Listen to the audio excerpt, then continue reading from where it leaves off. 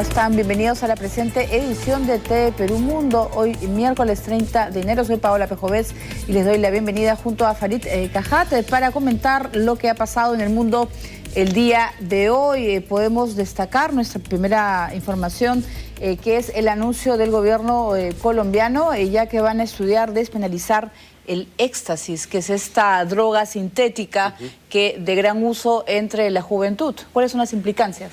Bueno, no son mayúsculas en tanto Colombia ya ha despenalizado el consumo o la posesión de cocaína o derivados de coca y marihuana para uso personal.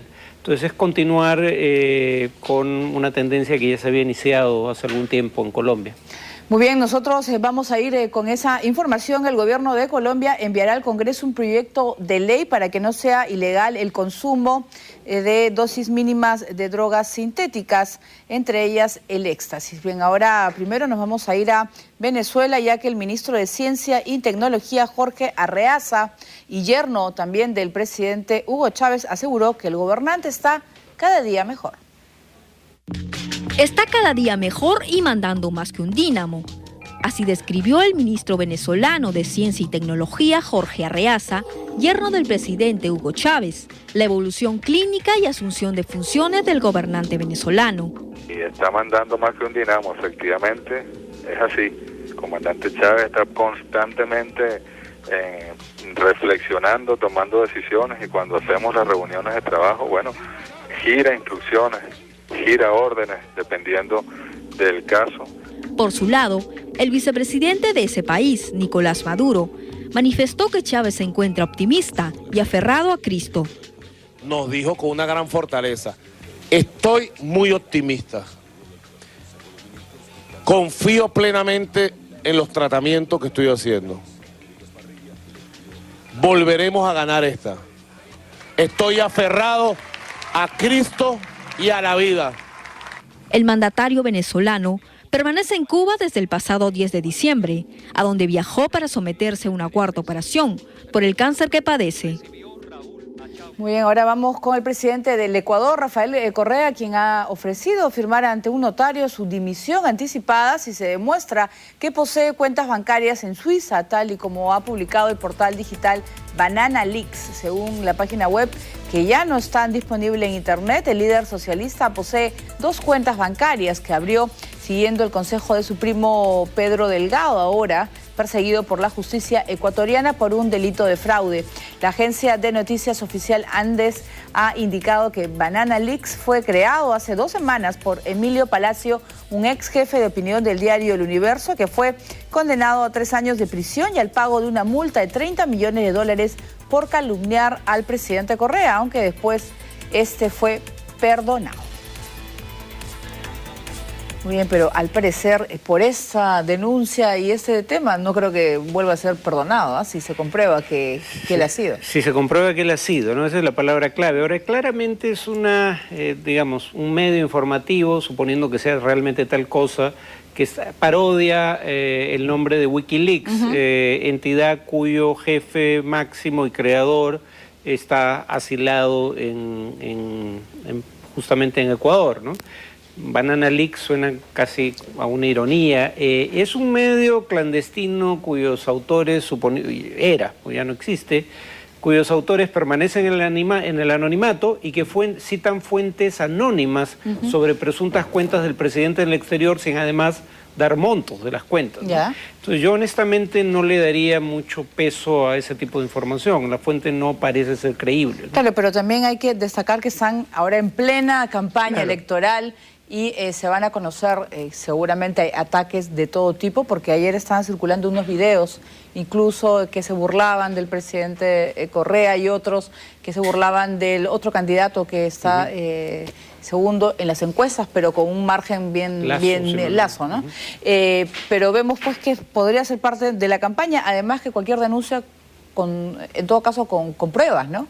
Con documentos y pruebas para poder sustentarlo, ¿no? Bueno, y además, de cualquier modo, Correa tiene una ventaja tan amplia en las encuestas de opinión que la gran pregunta en realidad es si va a ganar en primera o en segunda vuelta. Y es probable que gane en primera vuelta porque además enfrenta una oposición dividida.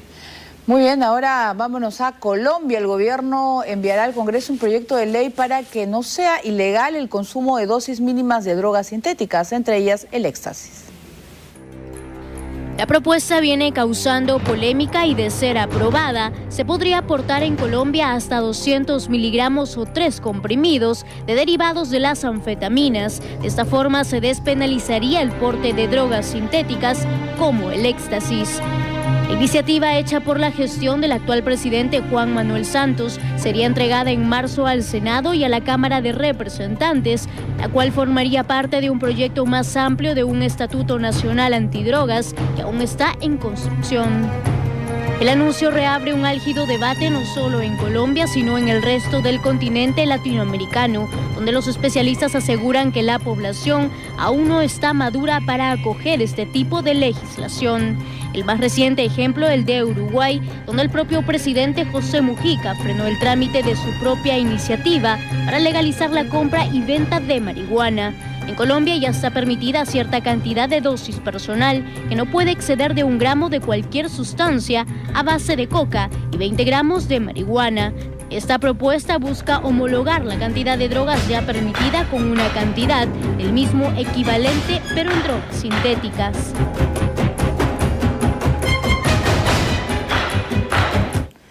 Estaba yo leyendo en las informaciones de Colombia que la ministra de Justicia, Ruth Estela Correa, explicó que la idea es establecer en el nuevo Estatuto Antidrogas la cantidad de dosis mínima de consumo, tal como ocurre con la cocaína y la marihuana. Es una droga que la realidad es que es consumida también por los jóvenes, y Colombia siempre ha estado en los últimos tiempos muy metida en la lucha antidrogas, ¿no? Que es una realidad. Sí, pero digamos, acá está el tema de que no se puede legalizar la producción, tráfico y consumo de drogas porque hay tratados internacionales que declaran la ilegalidad de estos 3 procesos. ¿Ya? Entonces lo que se hace es decir, bueno, será ilegal, pero no hay sanción penal. Por eso se habla de despenalización. O sea, puede haber sanción en el sentido de trabajo comunitario, educación o exposición, educación sobre los efectos del consumo o incluso tratamiento médico, pero no hay sanción penal, o sea, no hay pena de cárcel. Lo cual es sensato, primero porque el consumidor no es un delincuente, ¿no? O sea, por mucho que se diga que la actividad es delictiva, no es lo mismo que pertenecer al crimen organizado y producir y traficar las drogas.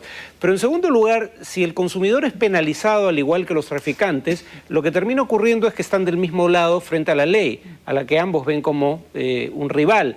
Si se despenaliza el consumo, los propios consumidores podrían colaborar con la justicia contra las fuentes de producción y tráfico. Además que en el caso de las drogas sintéticas que son consumidas por los jóvenes, es muy difícil detectarlas, ¿no? Porque a veces vienen pues en estas figuritas de colores y decir, tú tienes tal cantidad, entonces te voy a detener o te voy a castigar por tal hecho.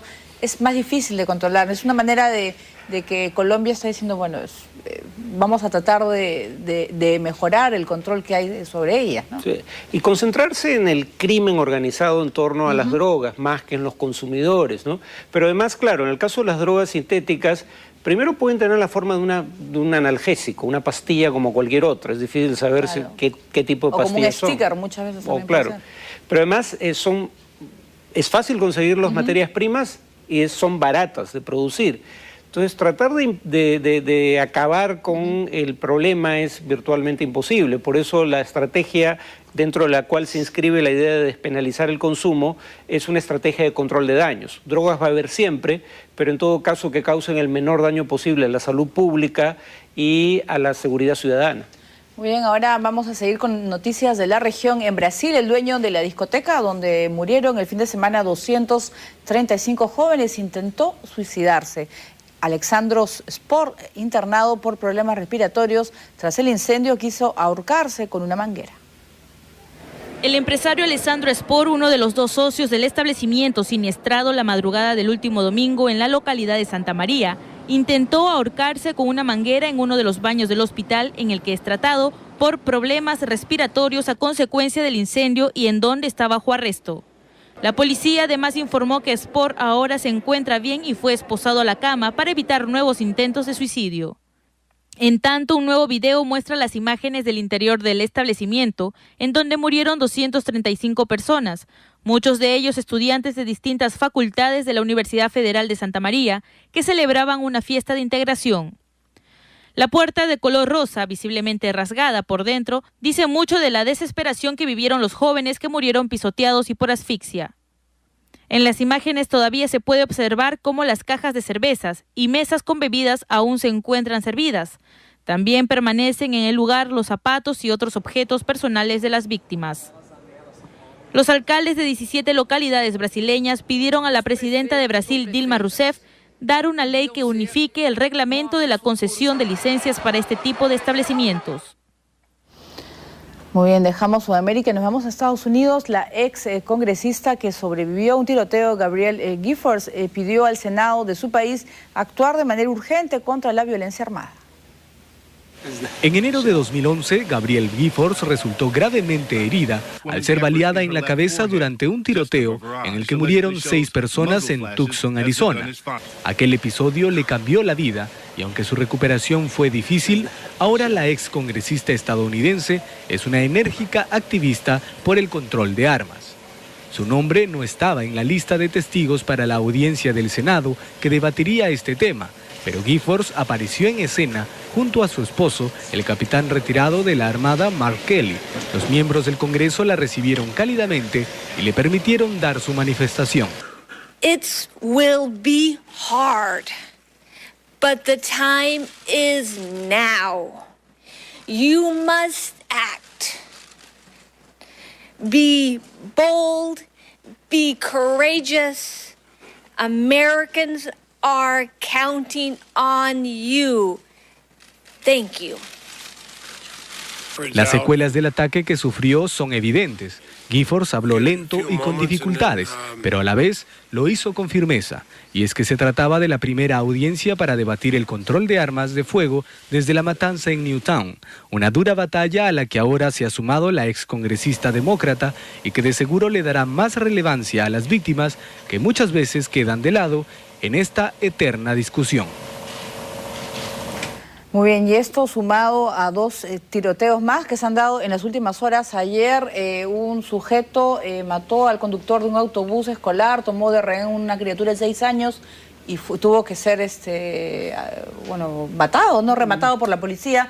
Y hoy también ha habido un tiroteo en Phoenix, Arizona. Así que continúan los casos de esta violencia armada y el personaje, ¿no?, de esta ex senador es muy importante para Barack Obama. Sí, aunque sin embargo hay que dejar en claro que el tipo de armas de las que se está hablando en esta nueva legislación no son el tipo de armas que producen la mayoría de las muertes por armas de fuego en Estados Unidos, ¿no? Sin embargo, sí son el tipo de armas que produce la mayoría de las masacres o que son utilizadas en la mayoría de las masacres. Y acá Obama y los demócratas están tratando de usar el elemento emotivo para movilizar a la mayoría de opinión pública que está de acuerdo con sus posiciones, pero que tradicionalmente no se moviliza en torno a estos temas. Habría que recordar que de no haberse producido la masacre de 20 niños y 7 adultos en Newtown, no se estaría dando esta discusión. Y precisamente tratando de utilizar la estela emotiva que generó esa masacre, en este caso se usa el testimonio de una congresista, uno de los miembros de ese cuerpo que está evaluando esta legislación, que claramente todavía tiene problemas de diversa índole, producto de las balas alojadas en el cerebro que le impactaron, ¿no?, cuando fue atacada. Entonces, digamos, diciéndoles, tengan coraje, pónganse los pantalones y hagan lo que tienen que hacer. O sea, enfrenten a los lobbies que hay que enfrentar para sacar adelante esta legislación. Además, vamos a ser testigos en las próximas semanas y meses de todo lo que va a tener que hacer también Barack Obama para poder movilizar y hacer frente a esos lobbies. Yo creo que es la parte emocional la que él va a utilizar, de repente quizás de voceros a los propios padres de las víctimas de Newtown, que también han dicho que van a colaborar, ¿no?, que han formado una fundación para evitar que se sigan usando ese tipo de armas. Bueno, no es casual que cuando Obama planteó su visión de lo que había que hacer en materia de legislación sobre armas para evitar nuevas masacres como las de Newtown, estaba presente en la sala donde dio el discurso 3 niños sobrevivientes, ¿no? Y él cita a una niña que le pide personalmente, yo sé que es difícil, pero por favor haga el mejor intento posible. Muy bien, ojalá que pueda tener buena suerte el presidente de los Estados Unidos con esa iniciativa. Bien, seguimos con el país. En los Estados Unidos, un grupo de activistas rechazó la beca otorgada al expresidente de México, Felipe Calderón, para una estancia académica de 1 año en la Universidad de Harvard. Más de 34.000 firmas apoyan la campaña presentada por 2 mexicanos, que busca que la prestigiosa Universidad de Harvard retire la beca al expresidente Felipe Calderón, ya que para muchos este tiene un gran historial de abusos contra los derechos humanos y su mandato ha sido catalogado como uno de los peores de la historia. Esta petición lo que busca es que la Universidad de Harvard revierta la beca y la estancia académica que se le otorgó al presidente Felipe Calderón. Esta mañana el exagente de patrulla fronteriza John Randolph y el mexicano Eduardo Cortés llevaron las firmas contenidas en 2 cajas a la oficina de Melody L. Jackson, decana asociada de Comunicación y Relaciones Públicas de la Facultad Kennedy de Harvard. Posteriormente reafirmaron su posición sobre la situación de Felipe Calderón y aseguraron que se espera que Harvard reconsidere, ya que mantenerlo en sus instalaciones se volvería una gran oportunidad para limpiar su nombre, borrar su mal gobierno y al final de todo sería como una recompensa. Randolph y Cortés comenzaron a recolectar firmas a través del sitio change.org para pedir a Harvard que no contacte a Calderón. Ambos argumentan que el papel del expresidente en la guerra contra el narcotráfico causó que miles de mexicanos murieran durante su administración. Muy bien, la gran mayoría de esos activistas, que son personas que se han opuesto, son mexicanos, pero culparlo, ¿no?, de la violencia que vive el país es suficiente como para que no esté en esa universidad, que además es privada y puede contratar o tener a las personas que desee. Claro, la Escuela de Gobierno de Harvard tiene la tradición de invitar no solo profesores, digamos, de corte académico, sino gente que ha ejercido funciones de gobierno y conoce, digamos, el monstruo desde dentro. Expresidentes particularmente como Felipe Calderón. La crítica que se le hace, las críticas que se le hacen a Calderón en esta materia son 3. Primero, el haber iniciado de manera virtualmente irreflexiva la guerra contra el narcotráfico, no teniendo en cuenta la estrategia más eficaz para afrontar el problema, sino que había una crisis de legitimidad producto de una elección que fue considerada fraudulenta por sus opositores, y que como forma de legitimarse en el ejercicio del gobierno lanzó la campaña. Entonces, primero, la imprudencia temeraria al iniciar el proceso de guerra contra el narcotráfico. Segundo, si bien la gran mayoría de las víctimas son víctimas de las víctimas civiles, son víctimas de los narcotraficantes y las organizaciones del crimen, también ha habido víctimas producidas por acción de las fuerzas del orden, sobre todo fuerzas armadas y en menor medida policiales. Y en tercer lugar, digamos, no ha habido investigaciones adecuadas de esos crímenes. Esos son los tipos de críticas que se plantean. Muy bien, ahora nos vamos al otro lado del mundo. Rusia, un sacerdote colombiano fue detenido cuando intentaba ingresar con cocaína en su estómago. Al parecer el cura había sido amenazado por narcotraficantes. Un sacerdote anglicano de Colombia que intentó introducir cocaína a Rusia en el estómago fue detenido en el aeropuerto internacional de Moscú por el Servicio Federal de Control de Drogas. El ciudadano colombiano, identificado como Fabio Ricardo Rodríguez, que es sacerdote en la Iglesia Católica Rito Occidental, ubicada en Bogotá, fue llevado al hospital, donde se le incautó 13 paquetes con cocaína, que fueron extraídos de su estómago. Posteriormente, otros 5 se hallaron en su equipaje. Desafortunadamente, fui obligado por un grupo de mafia, digámoslo así, mafioso, de mi país, Colombia. La cocaína se encontraba dentro de condones que el sacerdote había tragado en un intento de burlar la seguridad de la aduana rusa. La policía comenzó a sospechar de Rodríguez por su comportamiento nervioso. El sacerdote fue puesto a disposición de las autoridades antidrogas, quienes lo investigarán para posteriormente enviarlo a prisión para que sea procesado. Muy bien, vamos a hacer una pausa, vamos a regresar con más información internacional. Entre ellas, un grupo de países donantes han logrado reunir más de $600 millones de ayuda humanitaria para Siria. Y también en Alemania se recuerda la llegada al poder de Adolfo Hitler hace 80 años. Volvemos.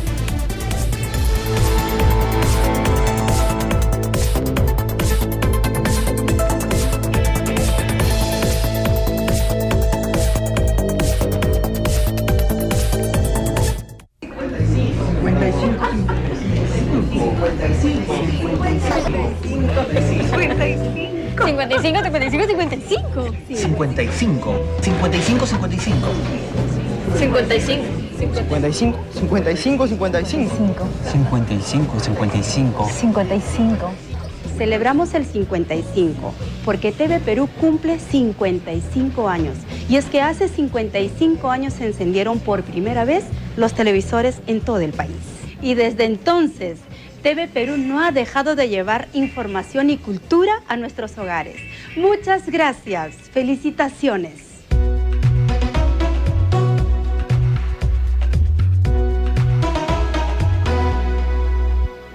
Profesora, la libreta de Luchito dice que sacó A, B y C. En mis épocas era 11, 14 o 20. Le explico.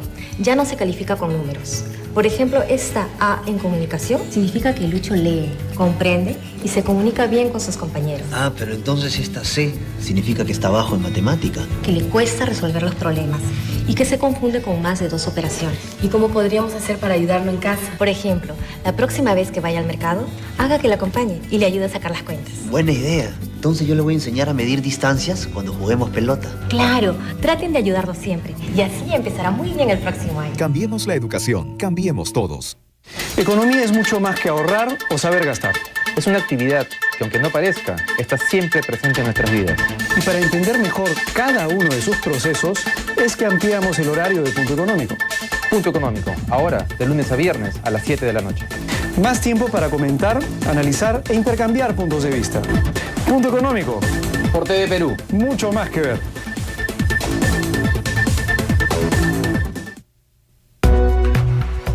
Estamos viendo TV Perú Mundo.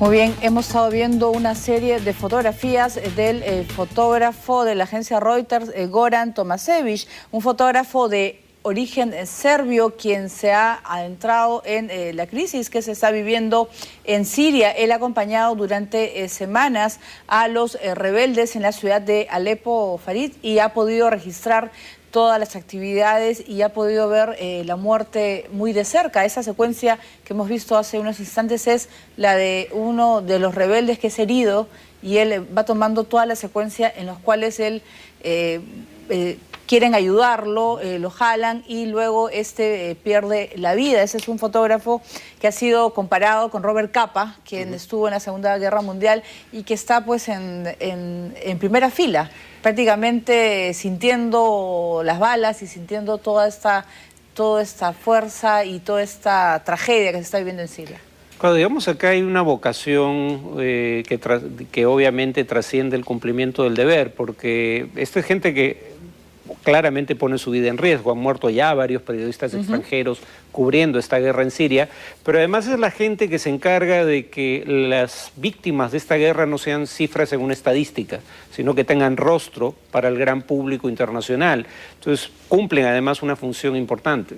Claro, es que solamente hay que buscar a Goran Tomasevich. Yo los invito para que puedan buscar de las excelentes secuencias que ha podido lograr a través de la agencia Reuters de Siria, y yo creo que lo difícil que significa el trabajo del periodista en ese país. Creo que CNN es uno de los pocos también que se encuentra viviendo y poniendo su vida en riesgo.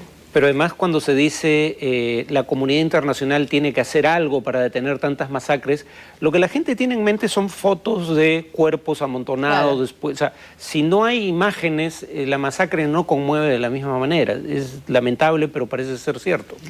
Muy bien, y seguimos con Siria. Un grupo de países donantes ha logrado reunir más de 600 millones de dólares de ayuda humanitaria. En tanto, el secretario Ban Ki-moon de Naciones Unidas pidió acciones inmediatas para evitar más masacres. Los más de 60.000 muertos no bastan para la comunidad internacional. Los niños torturados y los cientos de miles de familias desplazadas eran insuficientes para que el resto del mundo tome acciones determinantes en Siria.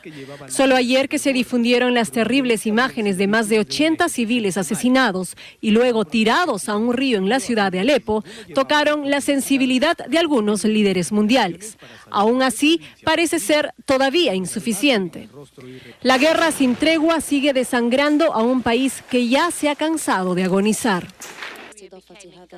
En tanto, en Kuwait, un grupo de países donantes en el que participan 60 naciones entre miembros de la Comunidad Europea, Medio Oriente y los Emiratos Árabes, se han comprometido con una ayuda humanitaria de casi 600 millones de dólares para el pueblo de Siria, 300 de los cuales parten de los Emiratos Árabes. Esta catástrofe humanitaria y los hechos horribles y la realidad dolorosa se debe a que el régimen hace caso omiso de las demandas justas de su pueblo y no acepta la iniciativa regional e internacional destinada a poner fin a esta catástrofe. Este desastre horroroso requiere la unidad de todos los esfuerzos de un movimiento internacional para ayudar al pueblo sirio. El secretario general de las Naciones Unidas dijo que se había superado la meta de los 1.500 millones de dólares. La situación en Siria es una catástrofe y está empeorando día tras día. Hago un llamamiento a todas las partes y en particular al gobierno de Siria para detener la matanza en nombre de la humanidad, detener la matanza, detener la violencia. Ban Ki-moon señaló que cerca de 1.000 millones se destinan a los países vecinos de Siria que acogen a los refugiados y 500 millones para ayuda humanitaria a los sirios desplazados dentro del país. Más de 60.000 personas han muerto en un conflicto sin límites que lleva ya casi 2 años. La Media Luna Roja Árabe Siria afirmó que cerca de 2,5 millones de ciudadanos necesitan ayuda alimentaria urgente. Bien, nos vamos ahora a Argelia. Tras la crisis de los rehenes, el primer ministro británico David Cameron llegó en una visita oficial para fortalecer las relaciones bilaterales. En tanto, las fuerzas francesas han llegado a Kidal, una ciudad al norte de Mali, y que es el último bastión de los rebeldes islamistas. 2 semanas después de la crisis de rehenes occidentales en una planta de gas argelina y donde murieron 6 británicos, el primer ministro de Inglaterra, David Cameron, ha llegado a Argelia. En el aeropuerto lo esperaba el primer ministro Abdelmalek Zelal. La visita de Cameron tiene como objetivo reforzar las relaciones bilaterales, pues en su momento el jefe del gobierno inglés reprochó a Argelia el no haberle informado con antelación de la intervención armada que puso fin al secuestro y que causó víctimas entre los rehenes. Lo que quiero es hacer un trabajo con el gobierno argelino y con otros gobiernos de la región para asegurarnos de que estamos haciendo todo lo necesario para luchar contra el terrorismo de una manera que, aunque difícil, debe ser inteligente. En tanto, las tropas franco-malienses continúan avanzando hacia el norte de Mali. Ya han recuperado Kona, Douenza, Gao y la antigua ciudad de Tombuctú. En todas ellas ya hay presencia de autoridades del gobierno y el ejército, que ahora continúan su ofensiva en Kidal, que hasta ahora ha sido el bastión de Ansar Dine, un grupo de tuaregs islamistas que se había aliado con la rama magrebí de Al-Qaeda y otro movimiento terrorista. Sin embargo, en la etnia tuareg también hay laicos, por eso Francia ya había dejado claro que son sus amigos, excepto aquellos que se han dejado enrolar por los grupos terroristas. Bien, vamos a hablar de este último bastión. Si nos puedes más o menos ilustrar. Claro, cuando uno ve el mapa de Mali, es un país parte del cual está en el África subsahariana, la que se conocía antiguamente como el África Negra, y una parte está en lo que se debe llamar el Sahel, que es la parte de transición entre el desierto del Sahara y la selva tropical subsahariana. En la parte que está en el Sahel, más estrictamente, Esa es la parte que había sido conquistada por grupos vinculados a Al-Qaeda. Y esta es la última ciudad en el norte del país en su poder. Pero lo interesante es la actitud de Francia, en el sentido de que dice, yo no estoy ayudando al gobierno de Mali incondicionalmente, yo lo estoy ayudando solo en contra de Al-Qaeda, porque Al-Qaeda no es solo un enemigo del gobierno de Mali, es un enemigo por lo menos también de las potencias occidentales. Pero respecto a este grupo separatista que no está vinculado a Al-Qaeda, de la minoría tuareg, a diferencia de otro grupo tuareg que sí está vinculado a Al-Qaeda, a ellos no los voy a atacar, con ellos van a tener que encontrar una solución negociada. Entonces es una matiz muy interesante que obviamente el gobierno de Mali preferiría no hacer. Bueno, ahora en Corea del Sur fue lanzado con éxito un cohete espacial que puso en órbita un satélite. El acontecimiento sucede semanas después de una acción similar por parte de su vecino Corea del Norte.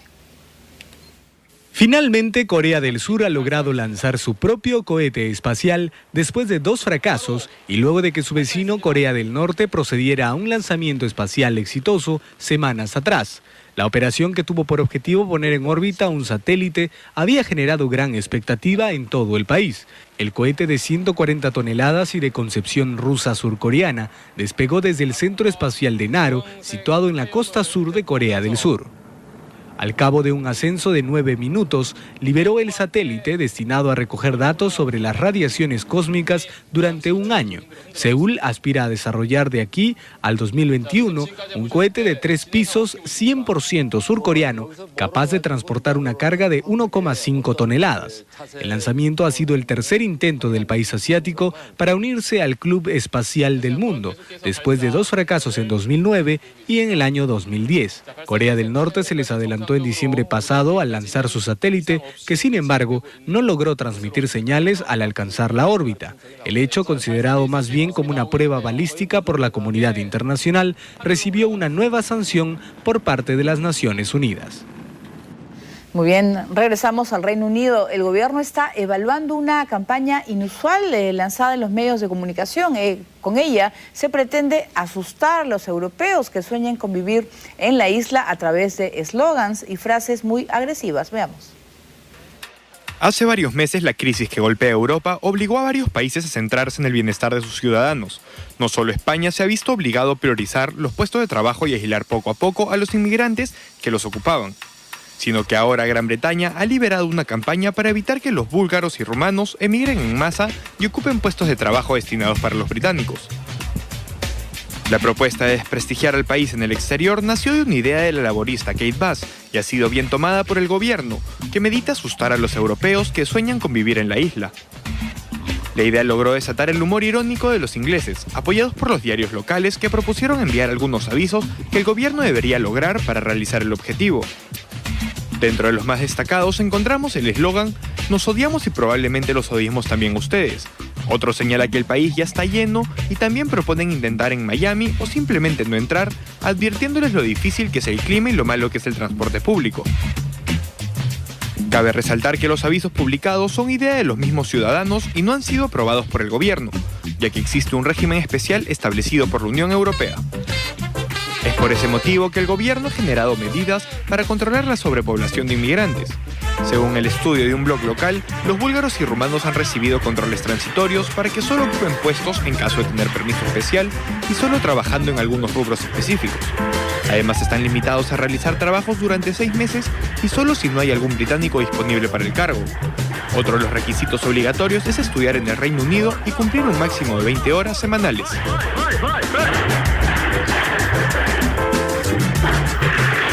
También esta mala fama que han tenido tanto ciudadanos rumanos como búlgaros, porque aprovechando que están en la Unión Europea, puedes tú trabajar o te puedes desplazar en toda la comunidad, en todos los países que la componen. Sin embargo, es estas mafias y la delincuencia, muchas bandas rumanas, por ejemplo, han hecho pues que se les vea con malos ojos, migración. Sí, pero digamos la pregunta de fondo es si realmente hacen tanta diferencia en materia delincuencial. Lo que parece ser más bien el caso es que los indican como gente que está dispuesta a trabajar por condiciones que los locales no aceptarían, y entonces tienden a deprimir los salarios para los trabajadores de baja calificación. En todo caso, el punto es que no pueden impedir que ingresen, porque en tanto Gran Bretaña aún es parte de la Unión Europea, aunque eso podría cambiar según Cameron en 5 años, hay libre circulación de personas entre los países de la Unión. Entonces hay este intento de decir, bueno, está bien, pueden venir, pero no traten de quedarse por su propio bien.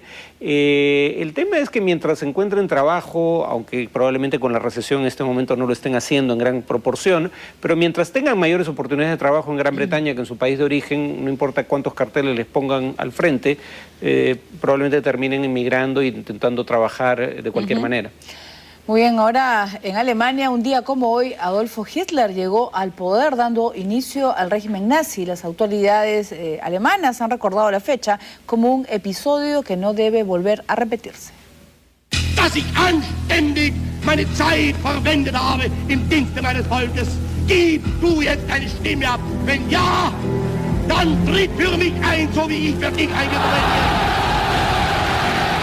bin. El 30 de enero de 1933 es una fecha que marcó el comienzo de uno de los episodios más oscuros y tristes de la historia de la humanidad.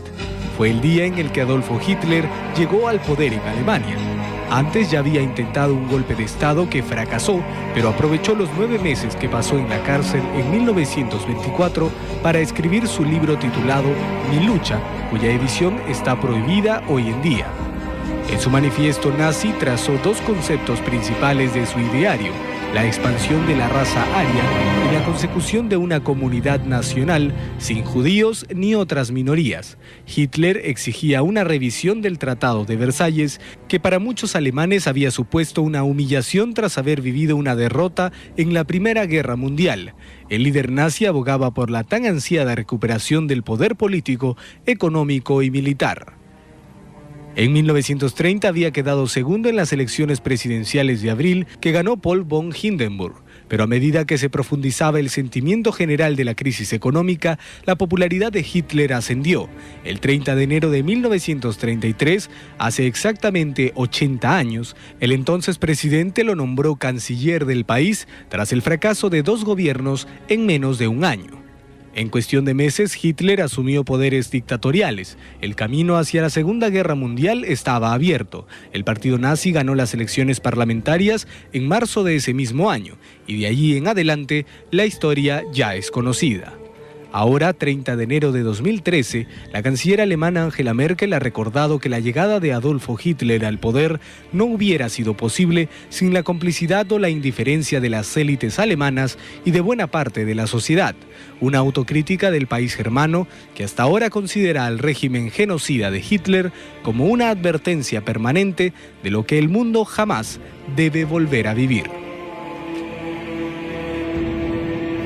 Muy bien, sí, repasando un poco la historia, cómo pudo este hombre llegar tan alto, ¿no? Con su habilidad, le gustaba mucho la oratoria, se preparaba muchísimo y tenía, no sé si, unas ideas equivocadas, ¿no? Pero todo lo que hizo él para poder escalar y llegar a ser el número 1. Claro, pero ahí el tema son las circunstancias que son propicias para que un personaje que bajo otras condiciones habría sido percibido como alguien trastornado, convenciera a tanta gente, ¿no? Primero es el tema de cómo las elecciones democráticas pueden ser utilizadas por grupos de vocación totalitaria para instaurar una dictadura. Él llega al gobierno no con una mayoría amplia, pero con cerca del 40% de los votos, ¿no? Segunda lección, cómo circunstancias extremas pueden hacer que incluso un pueblo culto, como era mayoritariamente el alemán, vote por un personaje de esta calaña, ¿no? La Gran Depresión, la mayor crisis económica del siglo XX y probablemente la mayor crisis económica de la historia del capitalismo moderno, unida a las reparaciones de guerra y a la pérdida de territorio que se le impuso a Alemania como consecuencia de la Primera Guerra Mundial a través del Tratado de Versalles. Digamos, una situación económica muy mala, unida a una humillación, un sentimiento de humillación nacional que Hitler aprovecha, y por último el nacionalismo étnico exacerbado, ¿no? Que ahora está resurgiendo en partes de Europa. Esta idea de que Alemania es solo para los germanos, Grecia solo para los griegos, hay que expulsar a los inmigrantes y hay que expulsar a las minorías étnicas, aunque no sean inmigrantes. Bueno, a esto conducen, ¿no? Muy bien, ojalá que nunca más se vuelva a repetir en la vida mundial. Bien, vamos a hacer una pausa, vamos a regresar con lo que sucedió. Holanda castigó a la Shell por contaminación en delta del río Níger. Y también un estudio ha revelado que los gatos son la principal amenaza de la vida silvestre. Volvemos.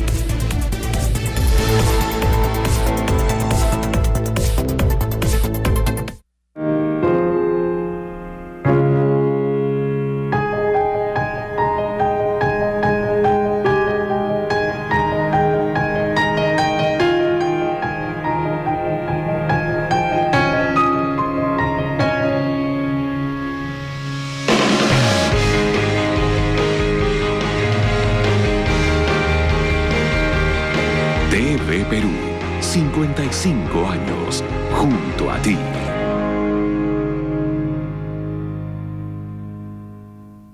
Ser becaria de Beca 18 significa luchar por lo que quiero sin detenerme. Seguir desarrollando mis talentos. Ganarle la partida a la pobreza. Saber que somos parte de una gran familia. El Gobierno de Perú te ofrece en el 2013 5.000 nuevas becas en carreras de ciencia y tecnología. Tú también puedes ser uno de nosotros. ¡Inscríbete ya! Beca 18, Inclusión Social en Educación Superior, Ministerio de Educación. Estamos viendo TV Perú Mundo.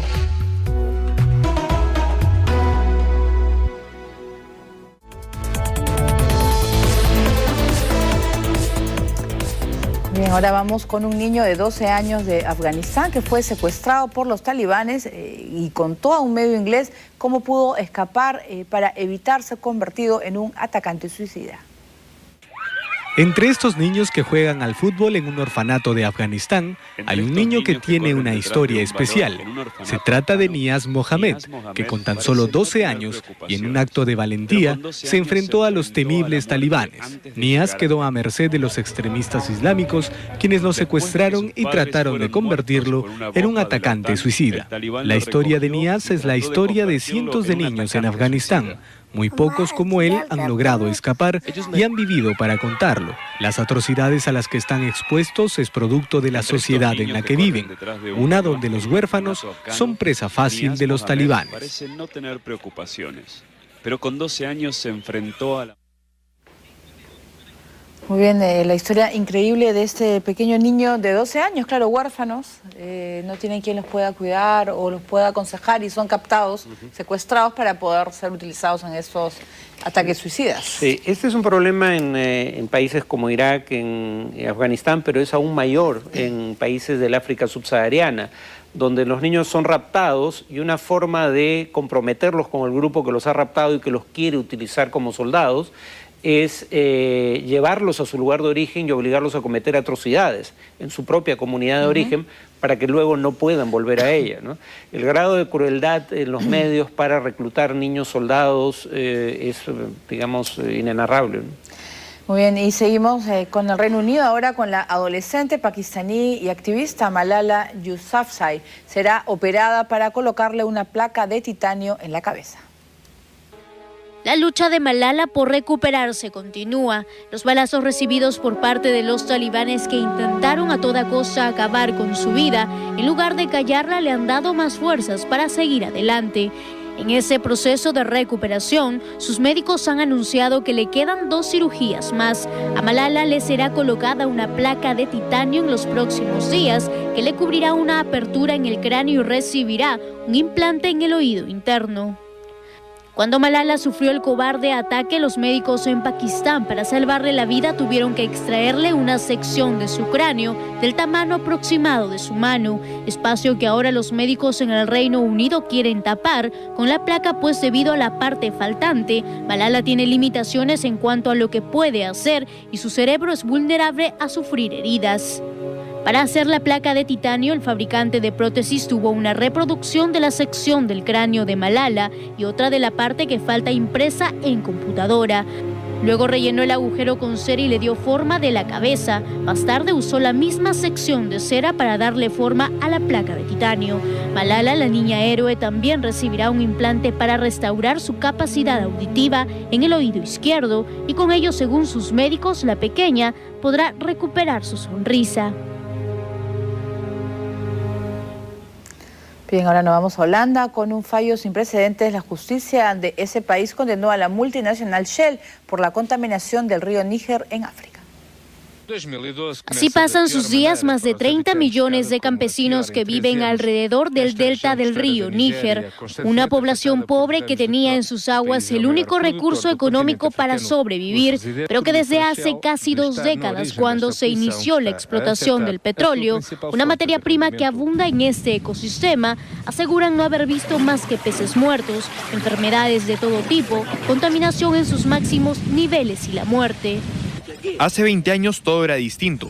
Podía pescar algo, pero ahora por este desastre no hay nada. La contaminación está ahí. El problema está ahí. Y nosotros no podemos hacer nada. No podemos buscar y no tenemos cómo sustentar a nuestras familias. Uno de los responsables, la multinacional Shell, uno de los más importantes del mundo, que ha sido condenado hoy en un hecho sin precedentes por la justicia en Holanda, donde tiene su sede central. Lo ha condenado por los daños causados por la filial de la firma en Nigeria, al reconocer la responsabilidad por 2 vertidos de petróleo registrados en ese país entre el 2004 y el 2007, por lo que tendrá que pagar una indemnización aún por determinar. El caso en relación con las 2 fugas de petróleo en el pueblo Ikot Odoudu, el tribunal ha dictaminado que Shell Nigeria, de acuerdo con la legislación, ha violado su deber de cuidado y tiene que ser acusado de negligencia. La justicia de Holanda, sin embargo, absolvió a Shell Nigeria de responsabilidad por los vertidos en el delta del Níger, a los que se refería en otras 4 denuncias. El próximo paso será llevar a casa el mensaje y consultar con mi abogado para seguir adelante y apelar para que pueda obtener justicia. Con este fallo se sienta precedente porque demuestra que los afectados por vertidos medioambientales, por ejemplo en África, podrán recurrir a los jueces europeos para reclamar daños en sus regiones. Muy bien, es increíble todo el daño que puede hacer la industria, una empresa privada que tiene que ver con carburantes, ¿no?, que contamina, y eso crea un precedente. Entonces, porque trabajan en diversas partes del mundo. Sí, es un precedente importantísimo porque hasta ahora estas empresas transnacionales que en su país de origen no podrían hacer eso, digamos, tendrían que ser sancionadas, claro, y serían obligadas a limpiar las consecuencias, como ocurrió con BP en Estados Unidos, en el Golfo de México. Creen, sin embargo, que a través de sus filiales pueden hacerlo en otros países en donde las autoridades generalmente son corrompibles. Entonces, claro, lo que ellos alegan es la mayoría del vertido de petróleo no es producto de problemas del oleoducto que administra la empresa, sino que gente que intenta robar petróleo agujerea el oleoducto para sacar petróleo y por eso se vierte el petróleo al agua, y eso no es nuestra responsabilidad. Y autoridades corruptas, repito, en Nigeria, no solo les daban la razón, sino que incluso llegaron a fusilar a un grupo de activistas que en la década del 90, cuando había una dictadura militar en Nigeria, llamaban la atención sobre este tema. Ahora el precedente es que van a poder ser denunciadas en su país de origen. Bien, son 20 o 30 años después que se hace justicia, sin embargo va a pasar quizás 100 años o un poco más para que pueda ese río recuperarse y recuperar la fauna. Muy bien, vamos con otra noticia. Por primera vez en 33 años, el príncipe Carlos de Inglaterra, acompañado de su esposa Camila, tomó el metro de Londres en un acto simbólico para conmemorar el 150 aniversario de este medio de transporte. El heredero al trono británico de 64 años y la duquesa de Cornwalls viajaron durante un trayecto de tan solo 3 minutos en la línea metropolitana desde la estación de Farringdon hasta la contigua y concurrida King Cross. Durante este corto viaje, agentes de la policía impidieron a los ciudadanos acercarse a la pareja real. La visita al metro del hijo de la reina Isabel II y su mujer se produce con motivo de los festejos por cumplirse 150 años del metro de Londres, que sopló velas el pasado 9 de enero y es el suburbano más antiguo del mundo. Bien, nos vamos a Francia. Autoridades de salud han suspendido las píldoras contra el acné por causar la muerte de 4 personas. El regulador francés de la salud, ANSM, anunció que suspenderá las ventas de la píldora de Bayer para el acné Diane 35 y sus versiones genéricas también usadas como anticonceptivos, después de que se vinculara su consumo con la muerte de 4 personas en los últimos 25 años. Unas 315.000 mujeres usaron Diane 35 o su versión genérica en Francia el año pasado. Mientras tanto, los ejecutivos de Bayer no estuvieron disponibles para hacer comentarios sobre la suspensión del medicamento, que se vende en más de 100 países. La agencia ha decidido poner en marcha un procedimiento de suspensión para Diane 35 y todos sus genéricos a la venta. La suspensión se hará efectiva en 3 meses, pero por ahora las mujeres que toman Diane 35 no deben interrumpir su tratamiento. Los pacientes pueden continuar su tratamiento sin drama y con total seguridad hasta que su médico lo decida. Las 4 muertes relacionadas con Diane 35 se debieron a la formación de coágulos, aunque otras 3 muertes posiblemente están emparentadas con el uso del fármaco, manifestó la Agencia Nacional de Seguridad de los Medicamentos de Francia, ANSM. La píldora reduce el acné mediante la regulación de las hormonas y el bloqueo de la ovulación, y frecuentemente se prescribe como anticonceptivo, aunque no está aprobado para este uso. Muy bien, nos vamos a Alemania. La canciller Angela Merkel pidió al presidente de Egipto, Mohamed Morsi, que abra el diálogo con todas las fuerzas políticas. Hizo estas declaraciones después de reunirse con el mandatario en Berlín, que había ido en busca de ayuda financiera. Mohamed Morsi ha llegado a Alemania en su primera visita oficial como presidente de Egipto. La canciller Angela Merkel lo recibió, pero no fue la única. Su presencia generó en Berlín algunas manifestaciones, aunque no del nivel de violencia que hay en Egipto. Frente a ello, Morsi ha transmitido a su par alemana la intención de continuar con las reformas democráticas en su país. Egipto es un estado basado en el imperio de la ley, un estado civil que no es un estado militar ni teocrático. Es un estado que permite las diferentes opiniones y el cambio de poder, es decir, una democracia.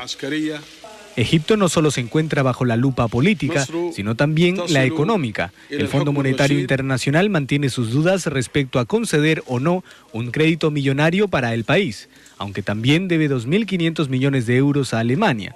Ahora lo más urgente para Morsi es resolver la convulsión social, por eso ha recortado su estancia en el país germano y canceló su viaje a Francia. Su presencia urge en el Cairo, donde han vuelto a haber disturbios y enfrentamientos entre la policía y los manifestantes contrarios al gobierno, que se ha cobrado hoy la vida de 2 personas. Muy bien, vamos con otra noticia. En los Estados Unidos, un estudio ha revelado que los gatos son la principal amenaza de la vida silvestre en ese país. Veamos. Según un estudio reciente, los gatos son los responsables de la muerte de miles de millones de animales al año, convirtiéndose en una de las principales amenazas para la vida silvestre en Estados Unidos.